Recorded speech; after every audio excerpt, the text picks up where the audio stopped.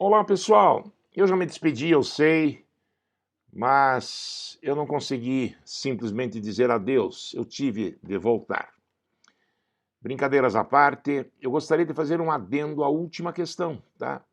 Na verdade, ninguém me fez essa pergunta nesse momento, e nem em passado recente, mas em uma ocasião remota.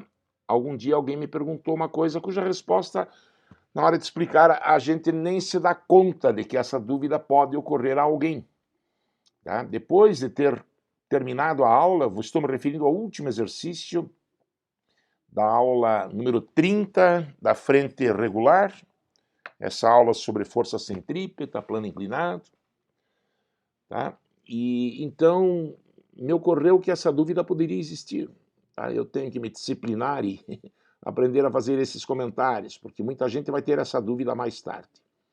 Então vamos ver do que se trata. É o problema número 19, o último comentado agora há pouco. Não vou fazer a resolução integral, porque seria abusar aí da sua paciência. Você já viu como se resolve essa questão.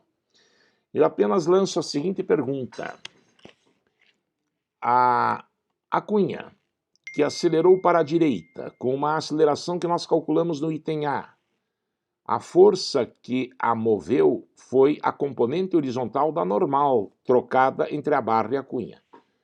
Falando uma linguagem bem simples, a barra empurra a cunha para a direita e para baixo, não é? E a componente horizontal só poderia ser equilibrada pelo atrito que não existe. Então, a cunha acelera com uma força N seno alfa, que é, pela segunda lei de Newton, massa vezes a aceleração da cunha. Tranquilo. A pergunta que eu não respondi, nem chegamos a fazer, é aí a componente vertical da normal. Ela é anulada por quem? Ela não deveria provocar algum tipo de aceleração? Por agir para baixo, ela deveria acelerar a cunha para baixo. Mas a resposta, então, é evidente. Provavelmente você já deve estar imaginando. É a reação do piso, que se torna agora normal do que se a cunha não estivesse presente. E que vai se encarregar, então, de anular essa força. Tá? Por isso que a componente vertical não entrou. É que o movimento da cunha é horizontal, então a gente analisou a segunda lei de Newton apenas na direção horizontal.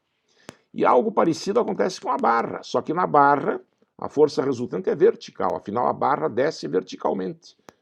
Por isso que existem aqueles suportes, né, que não permitem a barra deslizar horizontalmente. Então, para a barra, a pergunta seria a seguinte: a força resultante sobre ela é o peso, mg, eu coloquei aqui menos a componente vertical da normal. Né? Essa é a força que tenta fazer com que a barra caia, mas não tão depressa. É a força, componente vertical da força que a cunha exerce sobre a barra. E daí a pergunta, agora talvez um pouco mais séria, mas de resposta também, se você refletir um pouco, você mesmo poderia chegar lá. A componente horizontal dessa força N que age sobre a cunha e que é para a esquerda, sim, porque a cunha empurra a barra para a esquerda, ela é anulada por que força? Por que ela não entra no cálculo? Então, dois motivos. Ela não entra no cálculo porque a análise foi feita apenas na direção vertical, que sabidamente é a direção do movimento da barra. Mas essa componente horizontal, para não provocar, da normal, né? Para não provocar movimento horizontal, deve estar sendo anulada por alguém. Então não tenha dúvida que são esses suportes do lado esquerdo que exercem sobre a barra uma força não desenhada para a direita que anula essa força a qual nos referimos. Certo? Então é isso. Me ocorreu que alguém poderia ter essa dúvida, como um dia, referente a esse meu último comentário, algum dia me perguntaram. Tá? Desculpe se exagero retornando para fazer esse comentário, mas é uma reflexão que me parece muito saudável.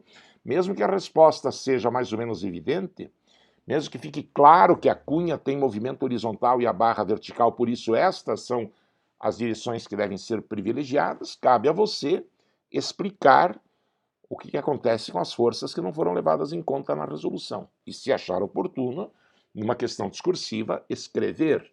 Ou não, porque isso aí é tão, não vou dizer evidente, mas dá para se enxergar que é irrelevante para o desenvolvimento da resolução, e você até poderia fazer, como eu acabei fazendo, simplesmente não fazer nenhuma referência a essas forças que acabamos de mencionar. todo caso, convido-as a refletirem sobre isso e, se for o caso, colocar numa questão similar, que eventualmente caia na prova, alguma observação nesse sentido. Ok? Muito obrigado, desculpe incomodá-los.